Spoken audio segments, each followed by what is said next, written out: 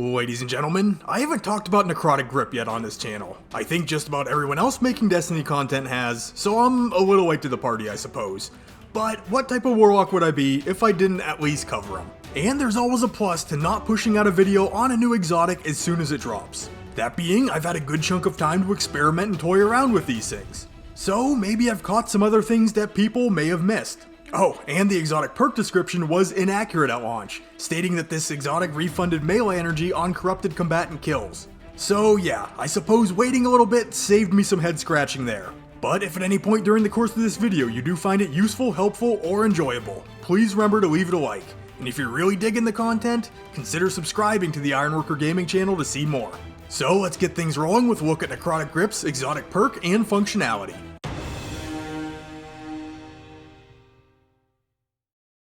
Alright, Necrotic Grip is a set of exotic gauntlets for the Warlock class. You're probably well aware that all of the exotic armor pieces that were introduced with Beyond Light can only be obtained in Legend and Master difficulty Lost sectors. But I suppose if you didn't know, now you know. But the exotic perk on Necrotic Grip is Grasp of the Devourer.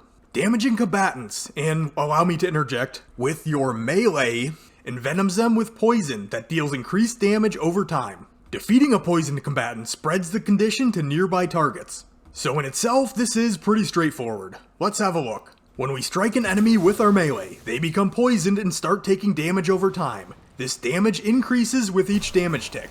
If the poison damage is enough to down the target, they will emit an area of effect that then poisons other targets in the vicinity. And this effect does domino, and rolls on until there are no longer any more adds to be affected. If your melee attack has enough punch to outright down an enemy target, this will also create the area of effect poison. And Necrotic Grip is going to work with any of your melees, whether your ability is charged or uncharged. This is also going to work with your ranged melee abilities, like Celestial Fire on Top Tree Dawnblade, or Ball Lightning for Middle Tree Stormcaller. If your melee has a burn associated with it, like Bottom Tree Dawnblades, the target will take both the burn damage and the poison damage. The one catch here is going to be the Penumbral Blast Stasis melee.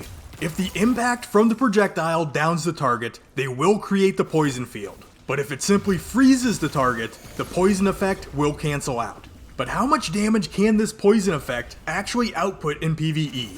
And do keep in mind that physical damage in PvE is variable, and depends on the power level difference between you and your enemy target. But the scaling is going to remain consistent. So against Carl, a base uncharged melee is going to deal 4,903 points of impact damage. The initial poison tick is going to register for 881 points of damage, and will tick 18 more times over the course of 10 seconds. Each tick is dealing more damage than the last. And here's a breakdown on screen of how these damage ticks panned out in this Lost sector. So when we take the base melee damage, plus every tick of the poison damage, this results in 37,684 points of total damage from a single melee. Point of reference, this is not doing quite as much damage as a crit from Sleeper Simulant, but it is doing more than a body shot. Something else to take note of, in this case the damage increase between the first 14 ticks is roughly 100 points. Between the final 5 ticks, we're jumping up around 395 points. So to really see max results from this exotic, your target is going to have to eat that poison damage for the full 10 seconds.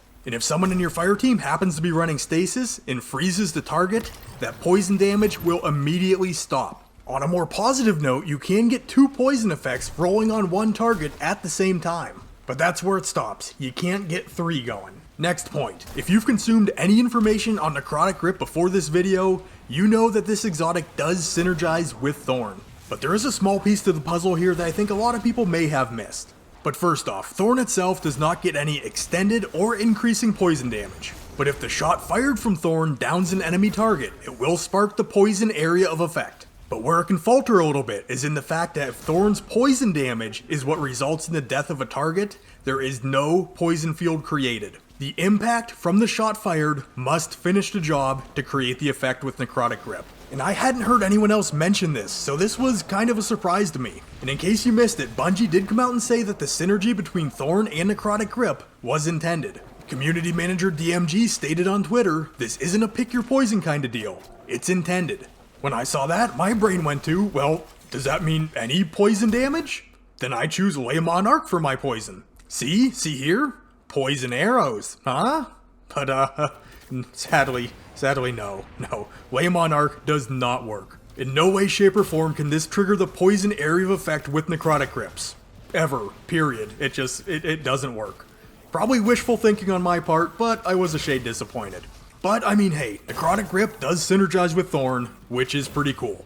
Alright, moving over to PvP real quick. When we strike an enemy guardian with our melee, we apply the poison effect, but the damage does not increase like we see in PvE. What you're going to be getting is 7 damage ticks, doing 5 points of damage apiece. So essentially this is tacking on 35 points of damage to any of your melees.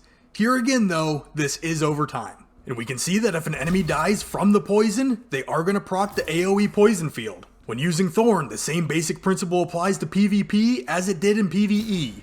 If the shot fired deals lethal damage, the area of effect poison will proc. If the target dies out to Thorn's poison damage, no area of effect is created. And I think as far as raw information goes, that's pretty much all I got for you.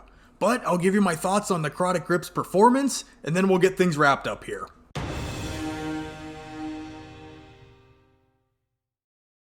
Alright, performance-wise in PvE, Necrotic Grip is a lot of fun, and it is a trash ad eliminating machine. The more ads, the better too. All you have to do is get that corruption rolling, and then sit back and watch. As long as the ads keep getting caught in the area of effect, it's gonna wipe out the entire room. Also, it's nice for applying that poison damage over time effect to major tier or boss tier targets. I mean, being a passive damage over time, it is going to boost your total damage output a little bit, since you can hammer down with other weapons in your arsenal while the poison ticks are doing their thing. And there's always the option to pair this with other burn effects or other damage over time weapons like Anarchy or Witherhoard, just to name a couple. Also, if you throw Thorn into the mix or one of your ranged melees, you can get this poison damage rolling from a safer distance. And there are several ways that this exotic can synergize with your subclass. Just 2 right off the top of my head right now are Top Tree Dawnblade with Celestial Fire. If you get that poison damage rolling and you're in the air, your melee ability is going to regenerate extremely quick as ads on the ground continue to die out, allowing you to throw more Celestial Fire and spread more poison. Or you can go with something like Bottom Tree Voidwalker with the Devour ability. Once Devour is procced, you're getting your full health bar back after every kill. So you get that poison rolling and you can go on about your business, and you're going to have full health as long as there's ads that keep dying to it. But in higher level content, Necrotic Grip does lose some effectiveness. The poison damage we're looking at here isn't exactly massive, and in many cases, stronger enemies are going to take longer to die out, which means that poison area of effect is going to be proccing less frequently. And on top of that, getting within melee range isn't always an option, given the amount of damage that enemies can dish out at high level content. So unless you are specifically running a subclass with a ranged melee, or making use of Thorn, Necrotic Grip is losing out a little bit here too. Which brings me to another point. With Thorn, it's that Soul Devour damage over time that really makes this weapon strong, by upping the poison damage. And the fact that enemies don't trigger the Necrotic Grip poison field when expiring to Thorn's poison damage is kinda sad to see. Then in PvP, with Necrotic Grip, I gotta say I was a little bit underwhelmed. Now don't get me wrong, the applied tick damage can be very nice, especially if you're running Top Tree Dawnblade with Celestial Fire. Extra damage is always good, and a lot of the time, this is going to lead to easy cleanup kills. And it's also very nice because you're going to slow down the rate at which an enemy guardian recovers their health. But as for the general application of the poison spreading, to me, I don't see a whole lot of hand-holding going on in the Crucible these days. Now it is pretty cool if you can catch a group of guardians snoozing on a capture point, but most players tend to be pretty mobile, and won't stand shoulder to shoulder with a teammate for very long. So that poison area of effect wave wasn't catching players nearly as often as I hoped it would have. That being said though, if you're someone who has always mained Thorn, Necrotic Grip is gonna flat out make that weapon better. Just always keep in the back of your head, if you want to spread the poison damage, you gotta finish the job with the bullet, not the burn.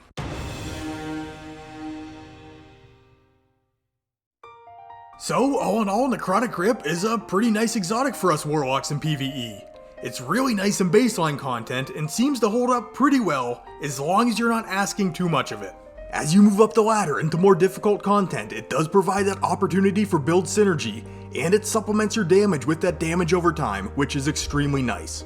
In PvP, if you're a Thorn user or a Top Tree Dawnblade main, you're probably going to see the best results from this exotic. Or maybe if you're an extremely aggressive player who's often within melee range of enemy guardians, you could make really good use of Necrotic Grip also.